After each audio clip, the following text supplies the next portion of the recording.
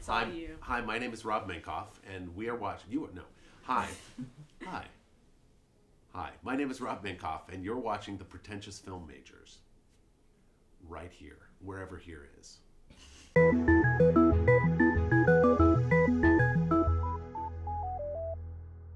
For me, it was about being true to the characters. I loved them growing up, and I knew that if we got it right, kids would love it too. Whether they'd been familiar or whether they saw the show or not, I didn't think that necessarily mattered because there was something so strong about the idea of a boy and his dog, or a dog rather, adopting a boy, that it would be something that would work for everyone.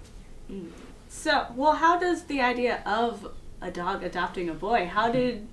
Can you explain that? Even just the mindset you have to be in, like. If you're a dog. Well, I mean, if you have experience on that. But more so, just how do you make that appeal to adults and children alike? I don't know. I think it was really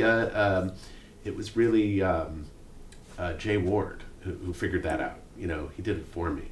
I didn't have to do that. I actually was affected by it, I think, because when I was a kid and I watched the original show, it really kind of grabbed my attention. It sort of captured my imagination. I thought it was fun and funny, and so I was just really wanting to bring it back for audiences, who may not be aware of it. And when you were making the film, you have a great cast, by the way. Was there anyone in particular who you're particularly excited about working with, or anxious, maybe? Sure. Actually, Stephen Colbert was somebody who I was super excited to work with. I'm such a big fan of his. Mm-hmm. And I was really nervous when we were going to go to the first session because I thought, by all rights, he's so talented, he's so funny, he's so smart, he could be a real jerk. And then we got into the session, and it turned out he was just the nicest man you could imagine. He was super warm, he was super generous, he's a family man, and he was incredibly collaborative, and it was just so much fun to work with. Were there any challenges that you faced making this that you weren't expecting at all? Well, I didn't expect when I started on this movie that it was going to take 12 years. So that was a challenge, just to stay with it for 12 years. Right. That was a big one. And what was it that made you stay with this for 12 years? You had to feel pretty strongly about it to do that. Just absolute sheer stubbornness.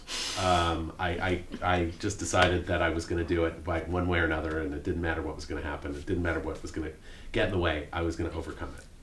That was a very inspirational way to put that. When you said stubborn, I was kind of expecting.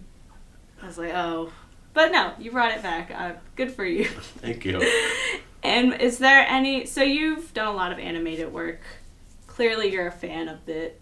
What was it when you were younger? What were you watching that got you inspired to do animation? Gosh, so many things. I obviously remember watching Jay Ward's work. I remember watching Warner Brothers cartoons with Bugs Bunny and Daffy Duck. I was a big fan of Chuck Jones. And I loved all the Disney features. I remember going to see them in movie theaters when I was a kid, which is something they would do. They would actually re-release the feature films every 7 years into movie theaters, which was a great thing to be able to, to see. And I think when I was a kid, it didn't really occur to me that they were old movies, that they had been made years before. I just thought they were being made for me.